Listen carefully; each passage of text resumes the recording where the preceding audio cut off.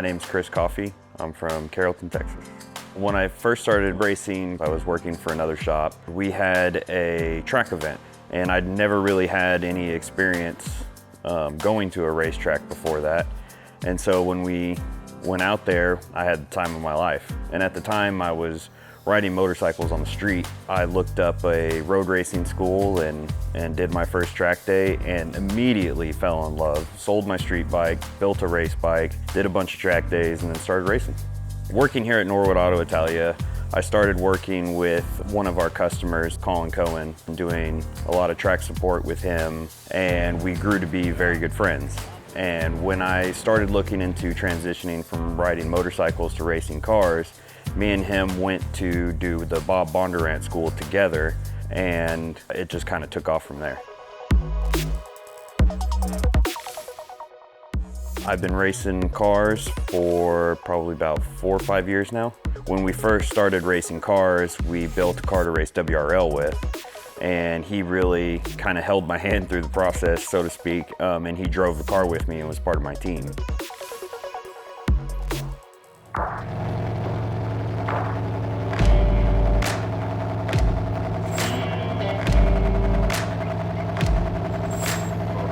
So the Maserati really kind of has a little bit of a backstory.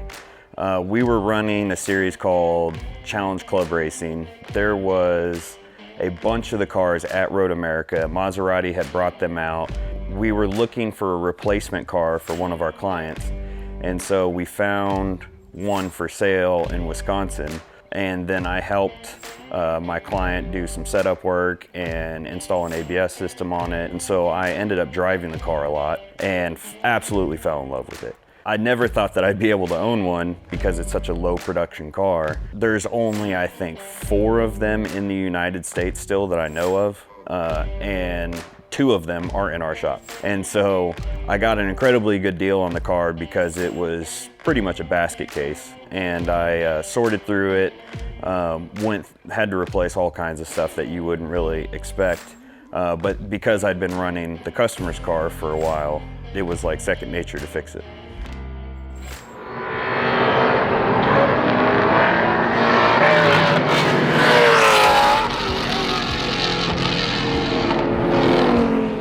So I spent a lot of time in the Trans Am paddock. We've been running a sister series called International GT with Ferrari Challenge cars. I've worked with a few different Trans Am teams, including Joe Stevens with Stephen Miller Racing, who's been incredibly successful. And so I've always really wanted to be in the Trans Am paddock.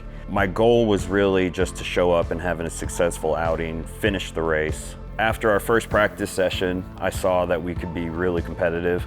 Our second practice session even more so, and then when qualifying came around, we dropped the hammer and were able to put it on pole position.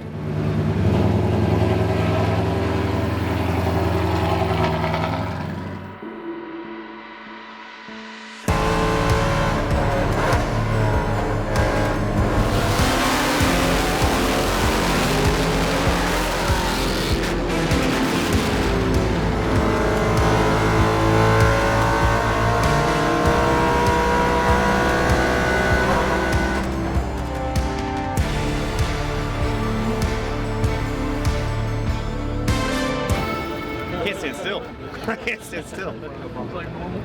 My son's 3 years old now. When I got out of the car after doing my first pole position in pro racing and my son ran across the parking lot, I just basically melted.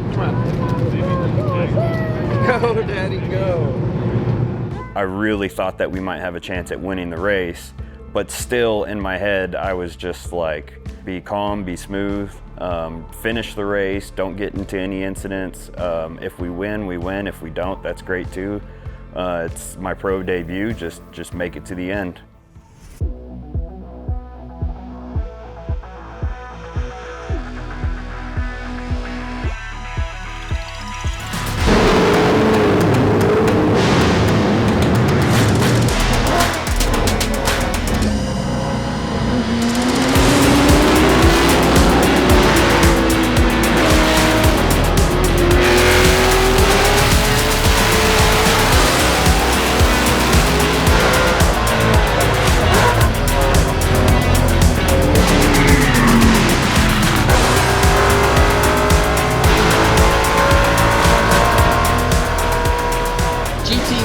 driven by Chris Coffey. Great result for Coffey in his first race.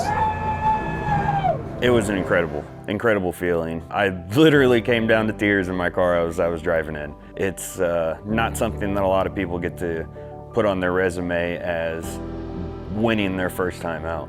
First time in the Trans Am Series presented by Pirelli in that beautiful Norwood Italia Maserati. Let's hear a Ric Flair woo for Chris Coffey. How does that feel, Chris? Welcome to the Trans Am Series. Oh, wow. We did have some pretty close battles with some of the other guys, and it was basically nose to tail the entire race, which is 100 miles. I just can't be more thankful that I was able to come out on top. I mean, I really just want to thank the people that have helped me get to this point. First and foremost, my wife, who has stood by me through all of the crazy long nights, crazy long weeks, being out of town and working constantly in the garage, and she has been right with me the whole way. Colin Cohen, he's been a huge supporter of my racing.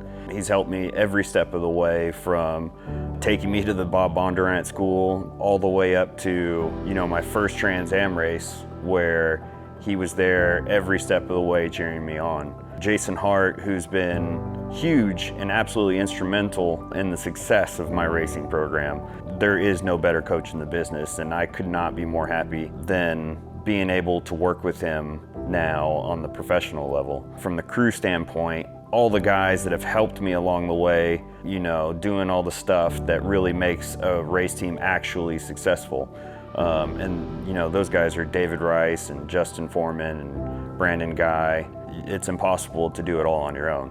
And without them, there's no way we could have made any of it happen. Trans Am has a growing outreach. The races are televised in North America and South America on CBS Sports.